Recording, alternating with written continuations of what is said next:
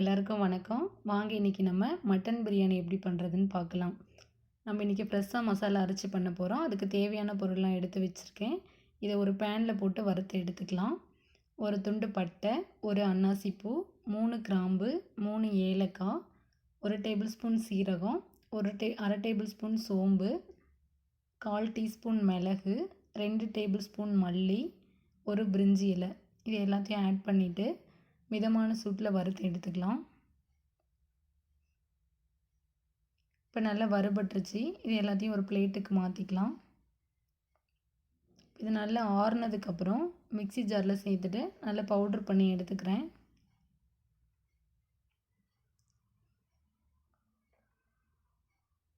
இப்போ அடுப்பில் குக்கர் வச்சுட்டு குக்கர் ஹீட் ஆனதுக்கப்புறம் தேவையான அளவு ஆயில் ஊற்றிட்டு 1 டேபிள் ஸ்பூன் நெய் சேர்த்துருக்கேன். ஆயில் சூடானதுக்கப்புறம் ஒரு துண்டு பட்டை, 2 கிராம்பு, 2 ஏலக்காய், 2 பிரிஞ்சி இலை சேர்த்துட்டு 2 பெரிய சைஸ் வெங்காயத்தை நீல வாக்கில் கட் பண்ணி சேர்த்துருக்கேன். இது நல்லா மிக்ஸ் பண்ணி விட்டுக்கலாம். இந்த ஸ்டேஜ் வந்ததுக்கப்புறம் 1/2 டேபிள் ஸ்பூன் இஞ்சி பூண்டு விழுது, 2 பச்சை மிளகாய் சேர்த்து நல்லா கலந்து விட்டுக்கிறேன். வெங்காயம் நல்லா கோல்டன் ப்ரௌன் கலர் வந்ததுக்கப்புறம் மசாலா ஆட் பண்ணிக்கலாம். 1/4 டீஸ்பூன் மஞ்சத்தூள், அரைச்சி வச்சுருக்கிற மசாலா, 1 டேபிள் ஸ்பூன் மிளகாத்தூள் சேர்த்து கலந்து விட்டுக்கிறேன். இப்போ 1 கைப்பிடி அளவு மல்லி, 1 கைப்பிடி அளவு புதினா சேர்த்து கலந்துக்கலாம்.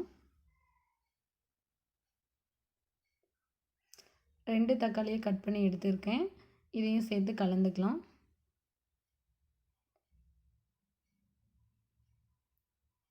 தக்காளி நல்லா பேஸ்ட் கன்சிஸ்டன்சி வர வரைக்கும் நல்லா மிக்ஸ் பண்ணி விட்டுக்கலாம். நல்லா கலந்து விட்டதுக்கப்புறம் அதில் 1/2 கப் தயிர் சேர்த்து கலந்துக்கிறேன். இந்த ஸ்டேஜில் நான் ஒரு 500 கிராம் மட்டன் எடுத்து க்ளீன் பண்ணி வச்சுருக்கேன். இதையும் சேர்த்து கலந்து விட்டுக்கிறேன்.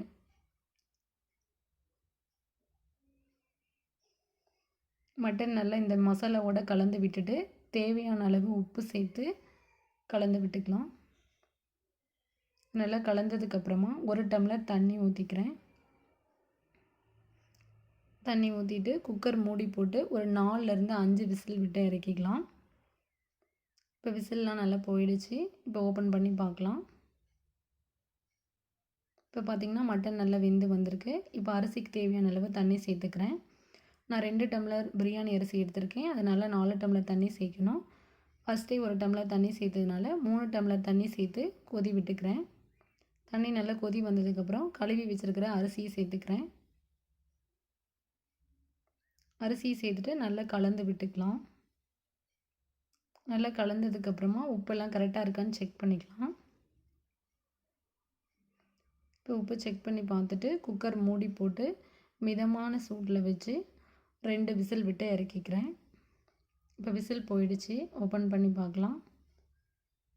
அவ்வளோதாங்க, பிரியாணி நல்லா தயாராகிருக்கு. இப்போ பார்த்திங்கன்னா சுவையான மட்டன் பிரியாணி ரெடி ஆயிடுச்சு. இந்த வீடியோ உங்களுக்கு பிடிச்சிருந்தா லைக் பண்ணுங்கள், ஷேர் பண்ணுங்கள், கமெண்ட் பண்ணுங்கள் அண்ட் சப்ஸ்கிரைப் பண்ணுங்கள். Thank you friends.